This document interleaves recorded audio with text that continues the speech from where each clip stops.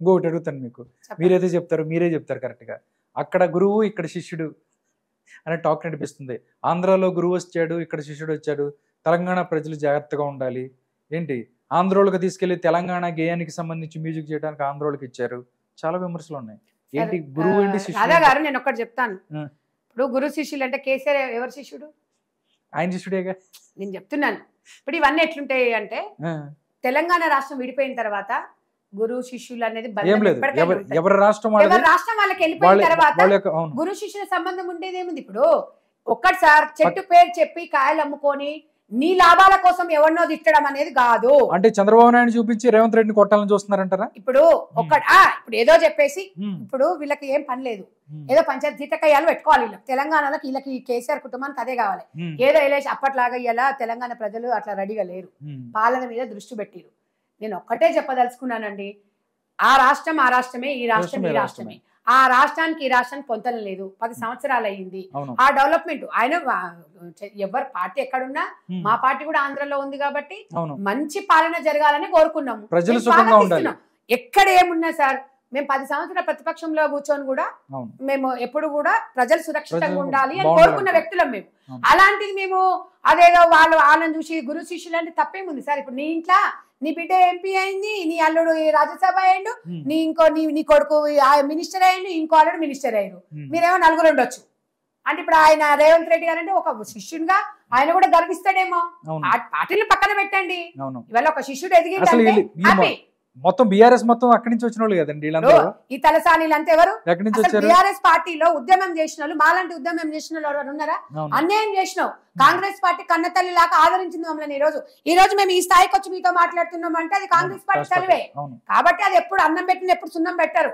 ఒకటే సీతక్క గారు కూడా ఒకటే చెప్తారు, చంద్రబాబు గారు సమక్షంలో మేము పని చేసినాం, రాష్ట్రం విడిపోయింది, కాంగ్రెస్ లకు వచ్చాము, దర్శాలు మాకు అన్యాయం చేయలేదని చెప్తారు. అది పాలిటిక్స్ అట్లా ఉండాలి. అంతేగాని ఈ దొంగ తలసాని లాగా ఇంట్లో వండుకుంటూ కేసీఆర్ మంచోడు, దానం నాగేంద్ర మన అండ్లకు ఇండ్లకు దుంకుకుంటూ దానం నాగేంద్రే గాని హనుమంతరావు వీళ్ళందరూ అండి రాజకీయ నాయకులు. వీళ్ళందరిని ఒక్కటే నేను చెప్తున్నాను, రాజకీయ నాయకులు వాళ్ళు ఒక రకంగా మాట్లాడితే ఈ రోజు రేవంత్ రెడ్డి గారిని మాత్రం నేను ఒక డైనమిక్ లీడర్ గా చూస్తానండి. ఎందుకంటే ఒక పాలమూరు జిల్లా, వలసల జిల్లా, నిజంగా వెనుకబడిన జిల్లా, జొన్న రొట్టెలతోని తిని కాలం గడుపుకున్న జిల్లా అది. ఎందుకంటే 10 మందికి పచ్చి పులుసుతోనైనా అన్నం పెట్టే పాలమూరు జిల్లా. ఆ కుటుంబం నేపథ్యంలోకి వచ్చిన రేవంత్ రెడ్డి గారు ప్రజల బాధలు తెలుసు. ఆయన ప్రజాస్వామ్యంలో ఎన్నో ఆటుపోట్లు చూసిండు, ఎన్నో అది చేసిండు.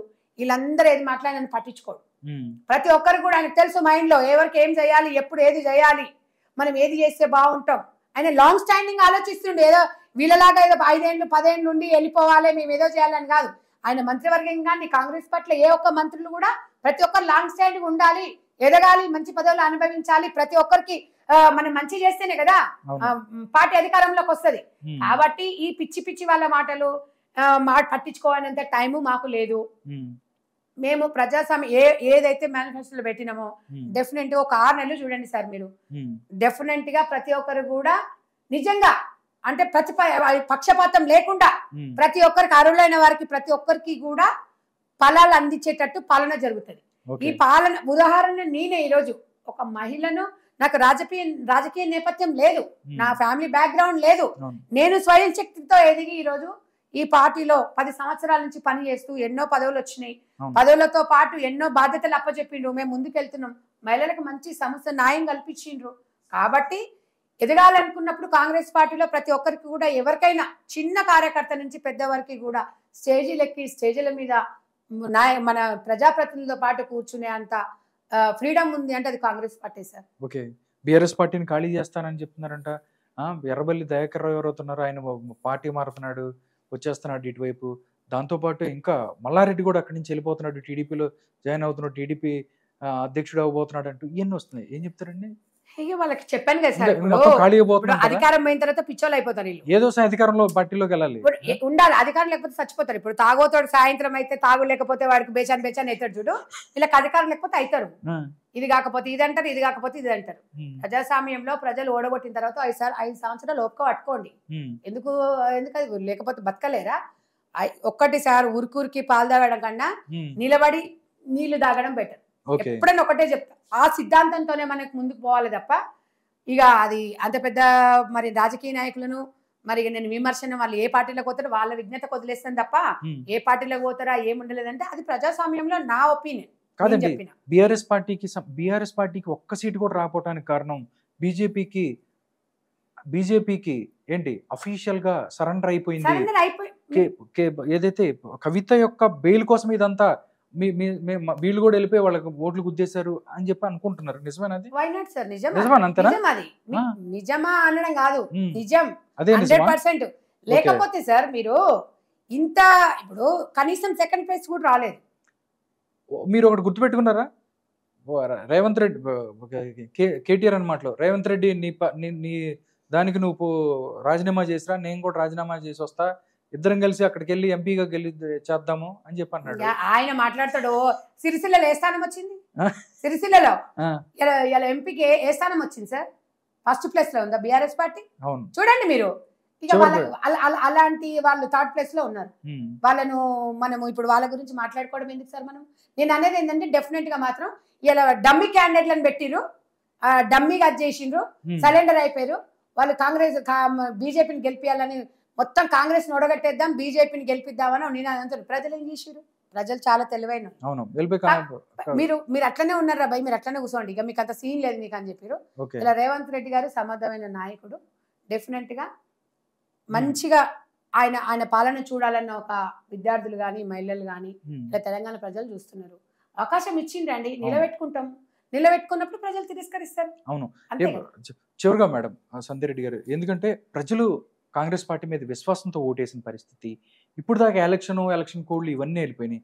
ఇంకా కూడా మీరు ఏదైతే గ్యారంటీలు ఇచ్చారో దానికి సంబంధించి ప్రజలకు చేయాల్సి ఉంది.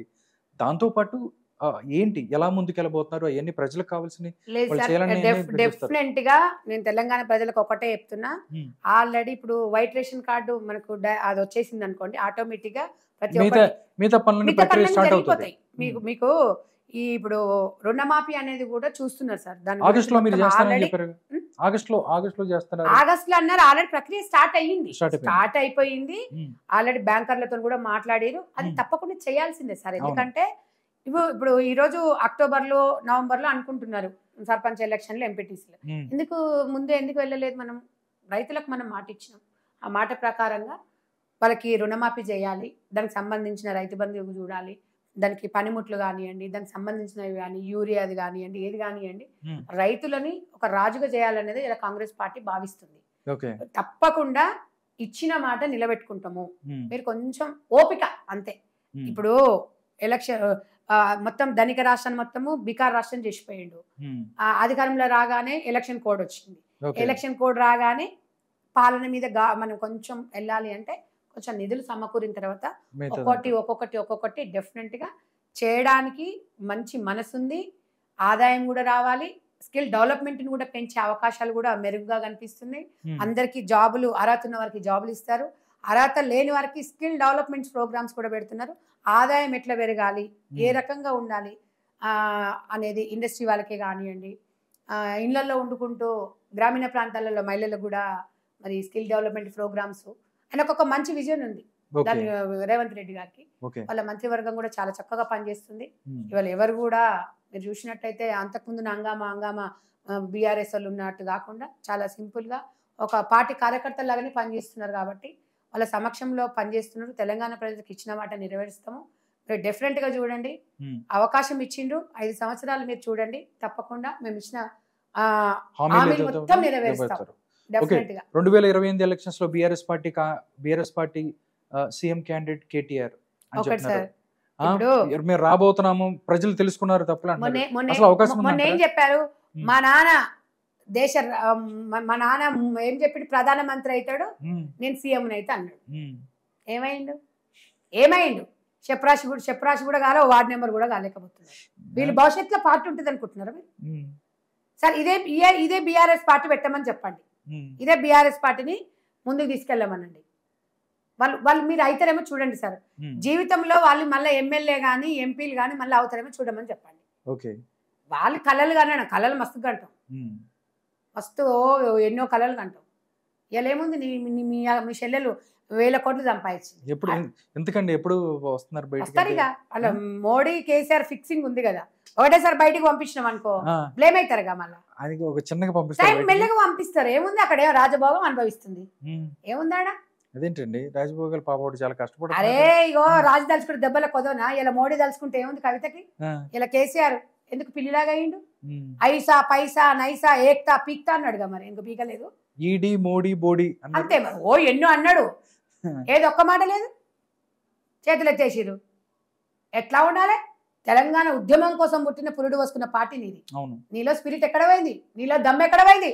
నీలో ధైర్యం ఎక్కడ పోయింది? నువ్వు తప్పు చేసినావు కాబట్టి, విద్యార్థుల ఉసురు ముట్టింది కాబట్టి అది శాపంగా మారింది. ఇంకా నీ మనవన్లు మనవరాన్లు కూడా చేరుతుంది. తీసుకపోతుంది భద్రాద్రిలో